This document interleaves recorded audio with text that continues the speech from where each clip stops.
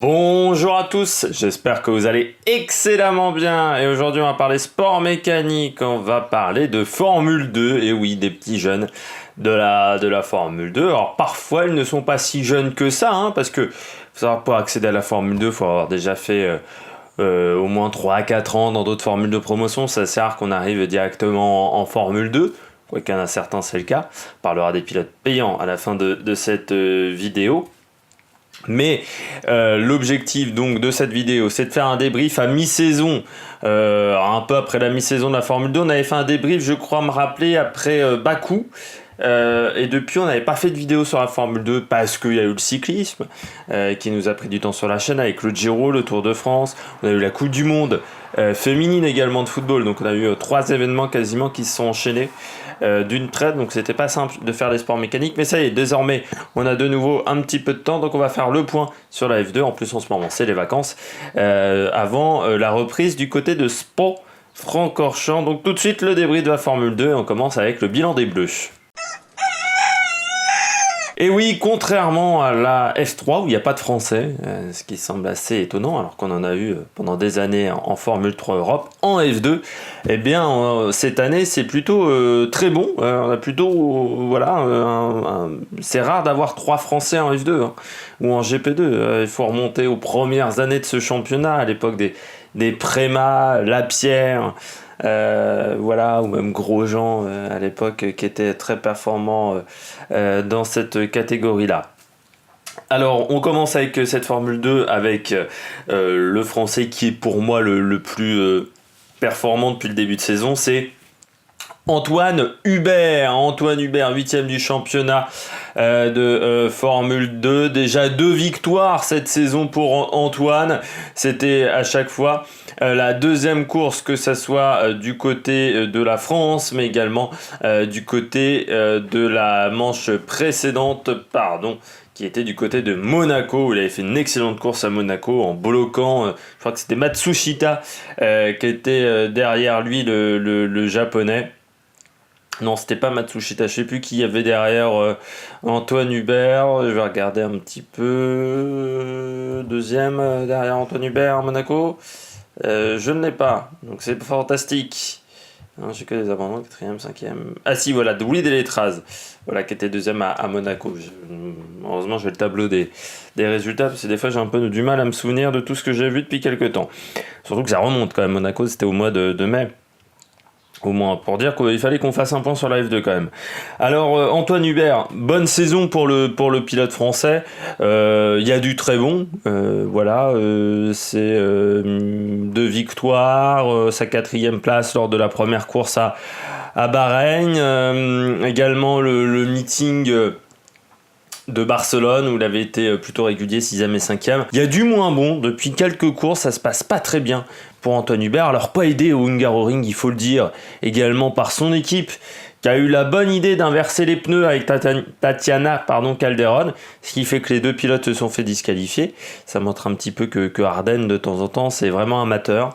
Je rappelle, Arden, c'est l'équipe qui a été montée par Christian Horner, aujourd'hui patron de Red Bull. Sinon, en Grande-Bretagne, pas bon. 18ème et 11ème, pas terrible également en Hongrie, 11ème sur les 2 courses, 17ème de la 2e course en Autriche, où il a tenté un coup et ça n'a pas du tout marché. Donc voilà, il va falloir qu'il reprenne un petit peu du poil de la bête là, après, pendant ses vacances, Antoine Hubert. Après, sinon, il a un truc qu'il arrive à faire et qui est excellent et qui va intéresser de toute façon beaucoup d'équipes de Formule 1, c'est qu'il arrive à manager les pneus. Il est très très bon là-dedans. C'est pas le plus rapide et c'est là-dessus qu'il faut qu'il travaille énormément, c'est sur son rythme de qualification et son rythme également sur un seul tour, où il est pas très performant là-dedans. C'est vrai qu'il a un peu plus de mal. Par contre, sur le rythme course, il arrive à très très bien manager les pneus, ce qui lui permet de remporter les courses 2 avec des pneus plutôt frais, surtout en France où il était vraiment très performant en course 2.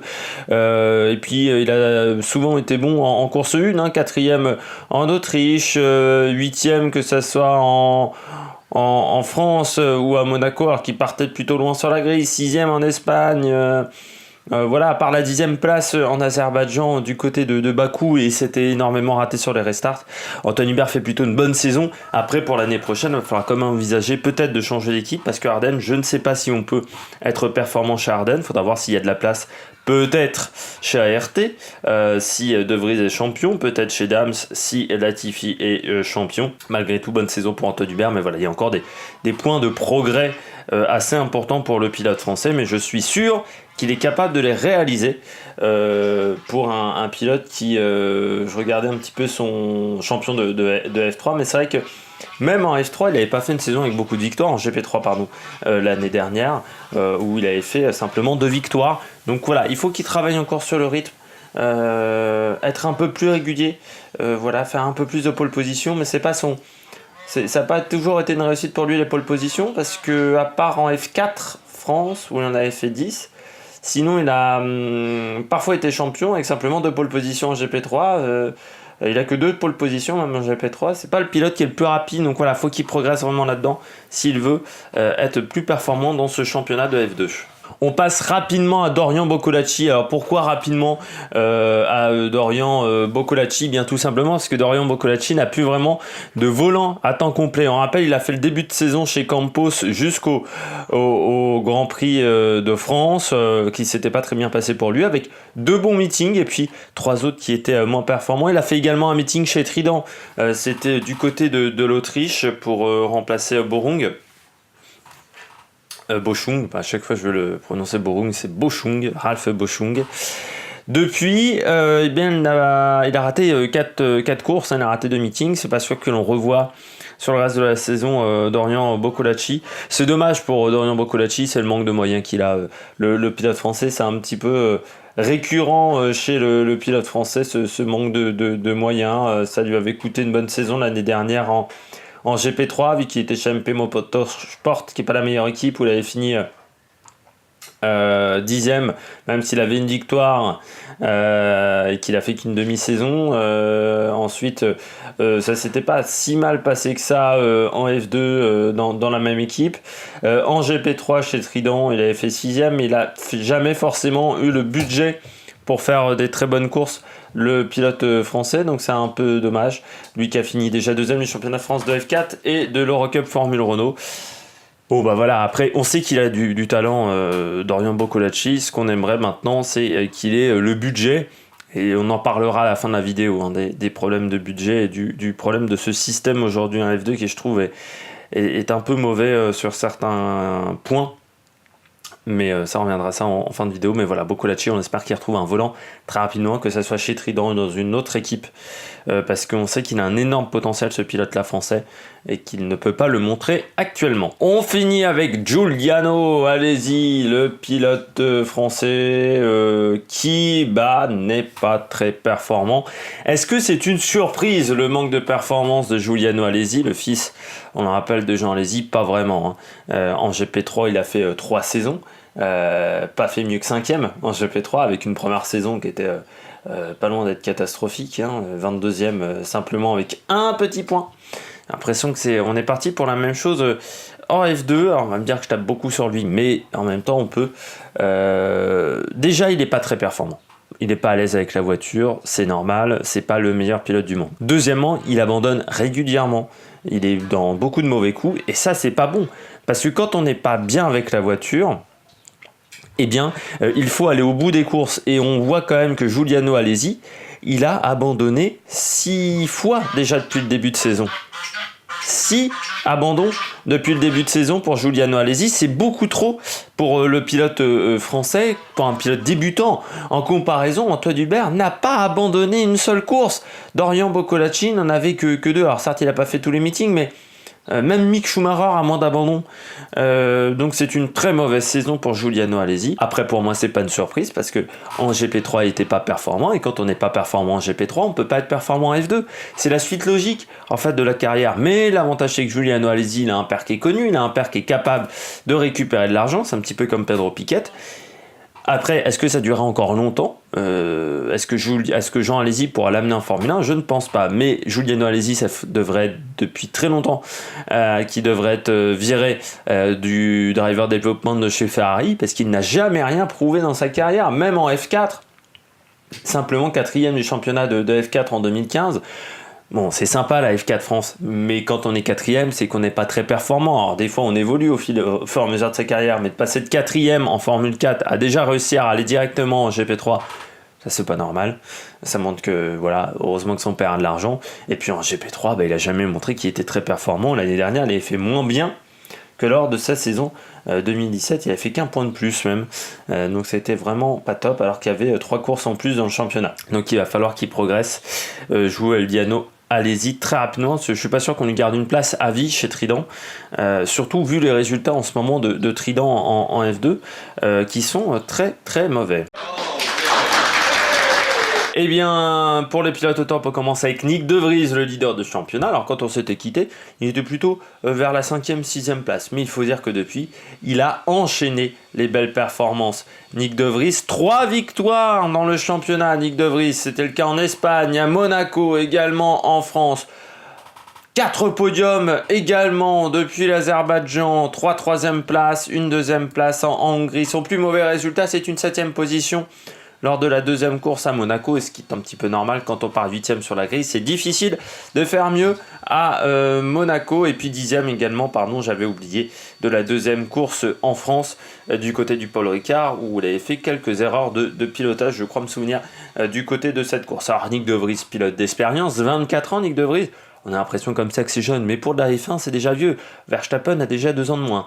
Pour vous dire, même Esteban Ocon est plus jeune que Nyck de Vries. Donc c'est pour ça qu'on dit que c'est un petit peu un vieux en Formule 1. Nyck de Vries, c'est un bon pilote, Nyck de Vries, mais ça va être compliqué pour lui d'accéder à la Formule 1, il faut être raisonnable.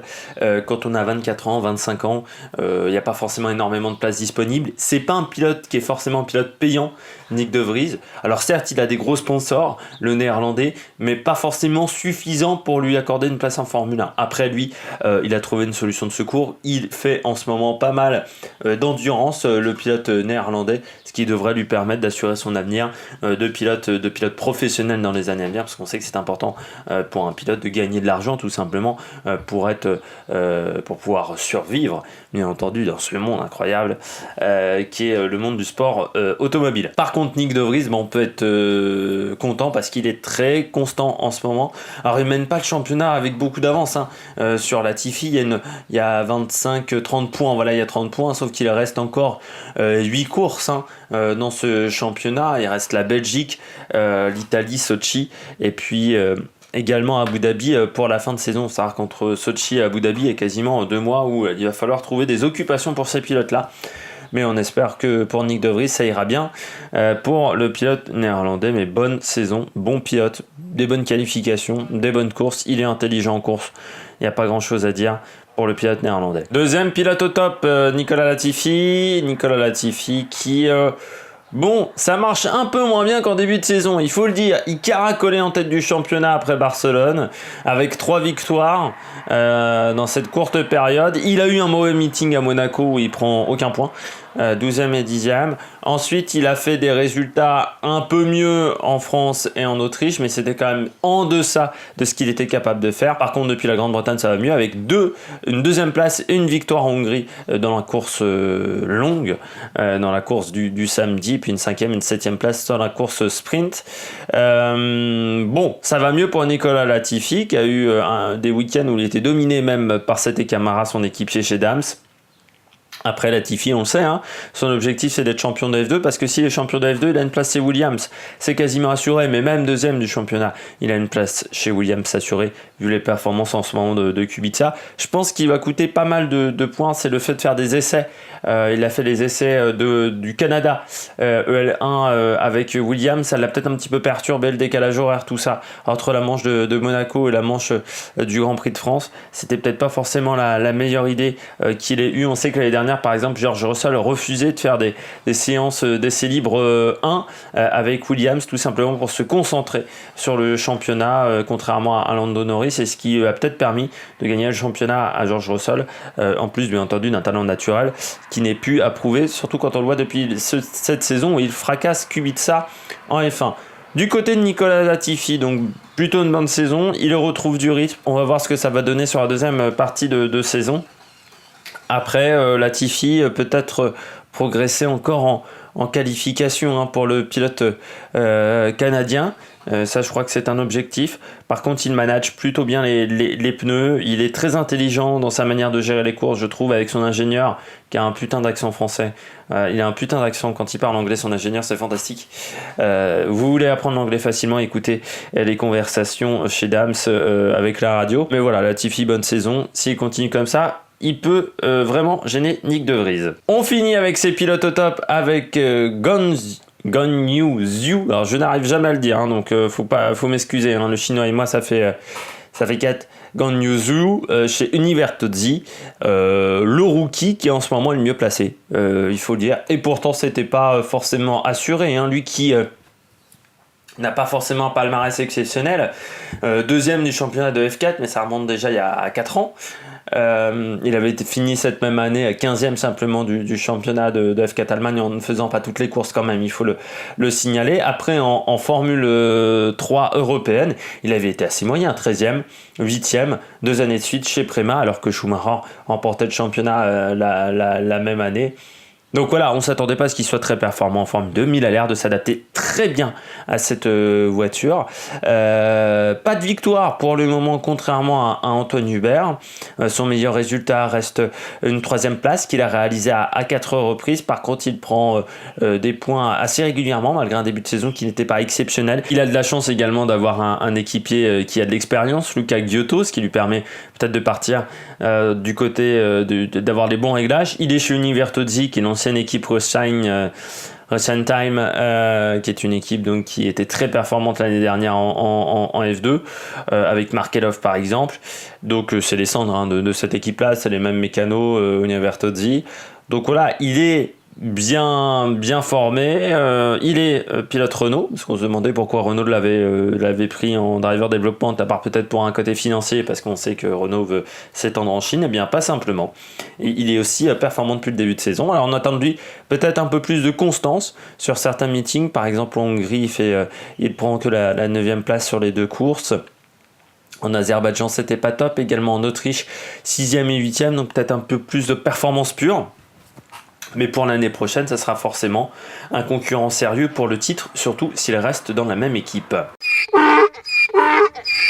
Les bonnets d'âne, et on commence avec un pilote un petit peu connu, Mick Schumacher, le pilote allemand, le fils de Michael Schumacher, s'il faut encore le préciser, le fils de Michael. Eh bien, Mick Schumacher, on a beau dire, mais moi je suis toujours pas convaincu par le pilote. Alors certes, une victoire en Hongrie, en partant 8e sur la grille de départ, elle n'avait pas réussi à le faire, c'est à Bahreïn en partant de la pole. En deuxième course, il avait fini simplement 6e.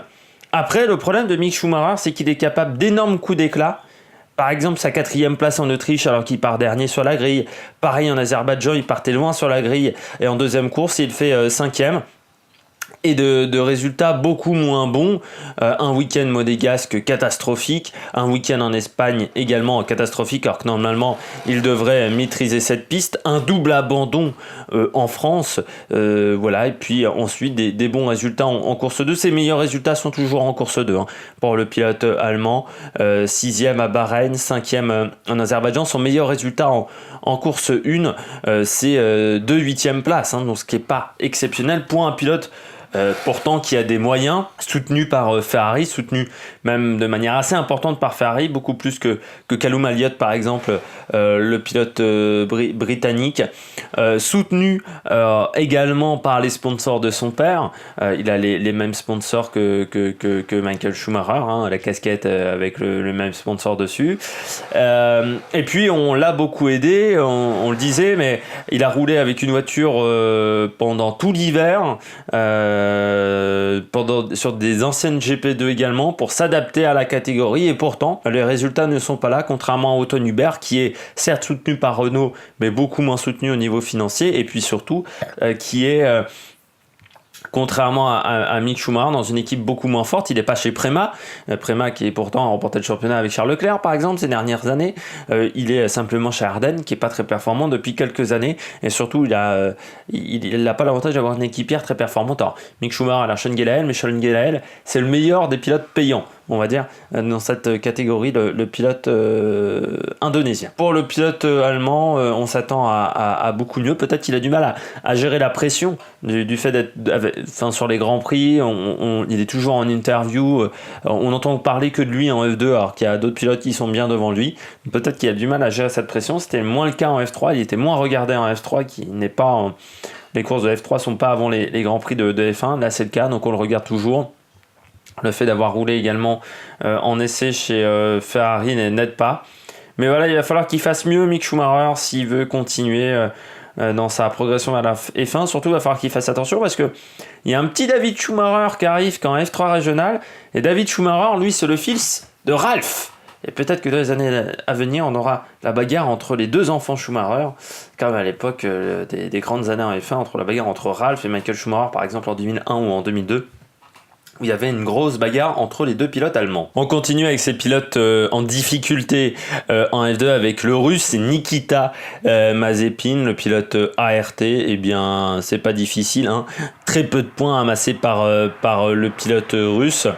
Meilleur résultat, 8e, réalisé une fois en course longue et une fois en course sprint. Sinon, beaucoup de résultats en dehors des top 10. Il n'a pas marqué de points, Mazepin, depuis la deuxième course de Monaco. Donc il a enchaîné 1, 2, 3, 4 meetings sans marquer de points. C'est beaucoup trop, surtout pour un pilote ART.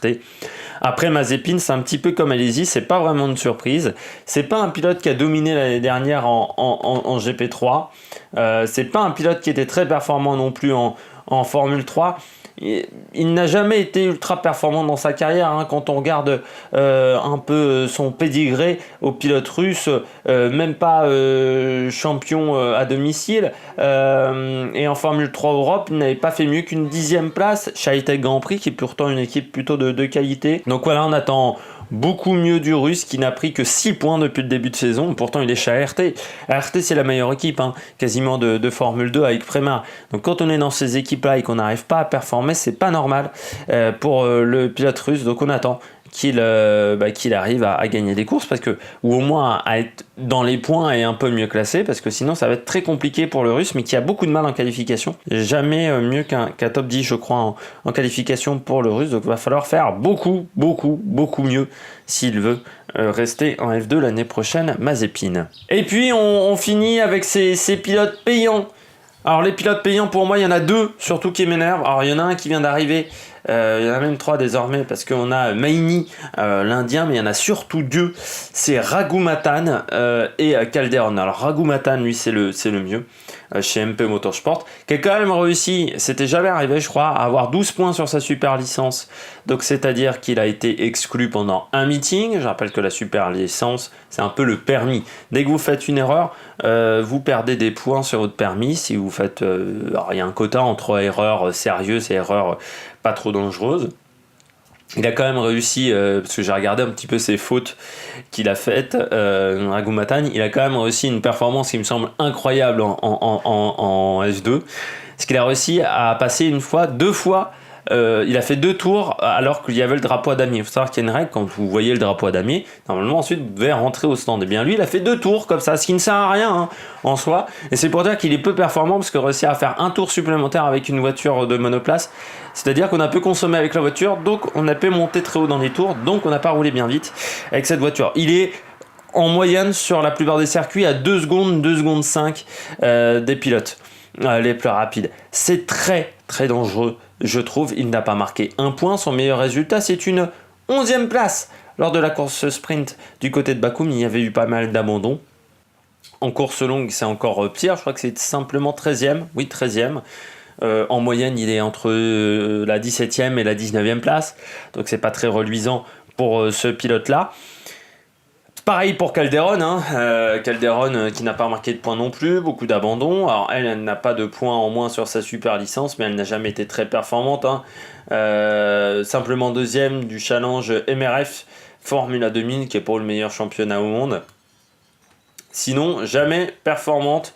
Mais elle a de la chance, c'est d'être une fille. Alors vous allez me dire, je suis un peu macho quand je dis ça.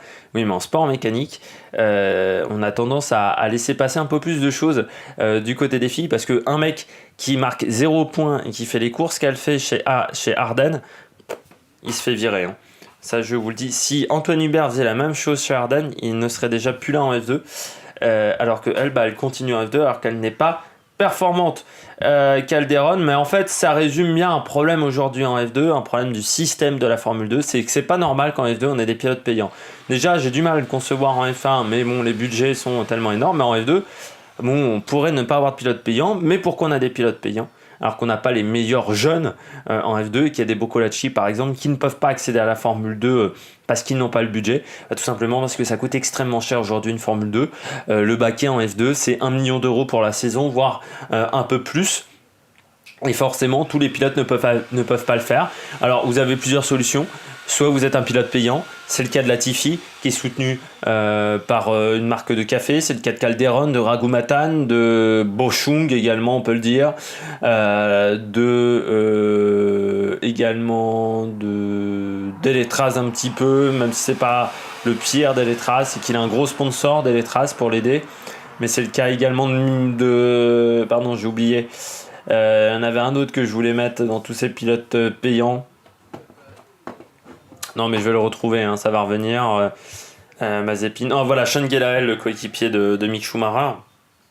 Soit vous êtes pilote payant, soit vous êtes pilote de driver development comme Alesi, comme Antoine Hubert, comme Matsushita, parce qu'il est soutenu par Honda assez fortement, comme également Mick Schumacher, Callum Elliott également, soutenu par des jeunes pilotes, Zhou, le chinois, Jack Aitken également qui est soutenu par Renault.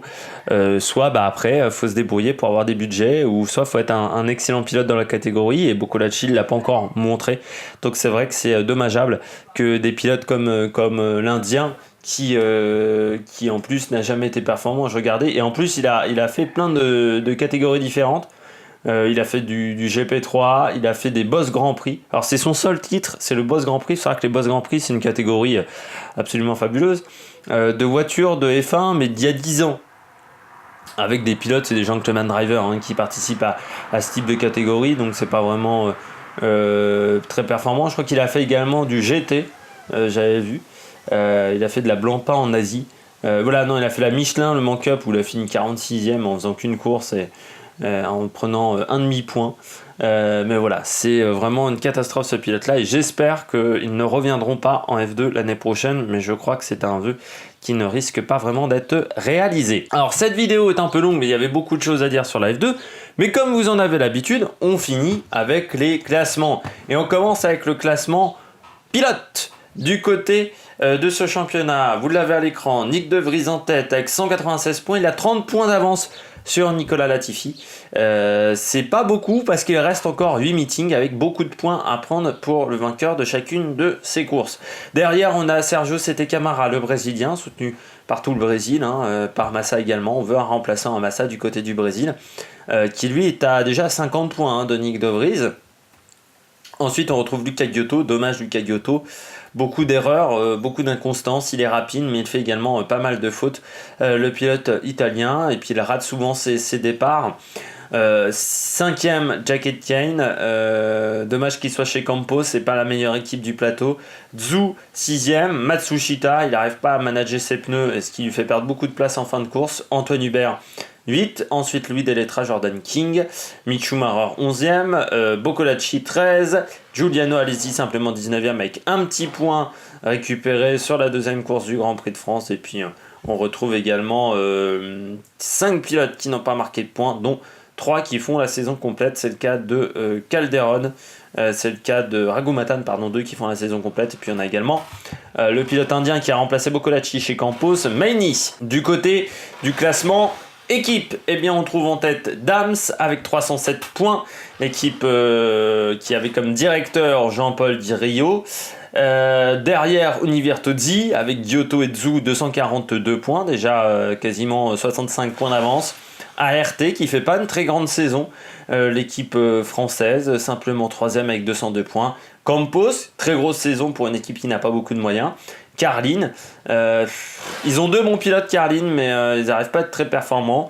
Ensuite on retrouve Arden, dommage qu'il n'y ait que Antoine Hubert. MP Motorsport, là pareil, dommage qu'il n'y ait que Jordan King. Sauber, Prema, très mauvaise saison du côté de chez Prema, on voit que Mick Schumacher n'est pas très performant. Et puis la dernière équipe c'est Trident avec simplement 4 petits points, 1 point pris par Giuliano Alesi et puis 3 points pris par Ralph Boschung. C'est vraiment pas top pour l'équipe italienne. Eh bien j'espère que vous avez aimé cette vidéo, n'hésitez pas à vous abonner, n'hésitez pas à réagir dans les commentaires. Si vous n'êtes pas d'accord avec moi, n'hésitez pas, ou si vous voulez vous moquer de ma prononciation de Xu. On se retrouve nous, je pense, après l'Italie ou la Russie pour faire un point avant la dernière manche du championnat ou avant les 2 dernières manches du championnat, et puis on fera bien entendu un point en fin de saison juste après les 2 courses du côté de Abu Dhabi, du côté du circuit de Yas Marina. Allez, ciao ciao sur la Mec Production.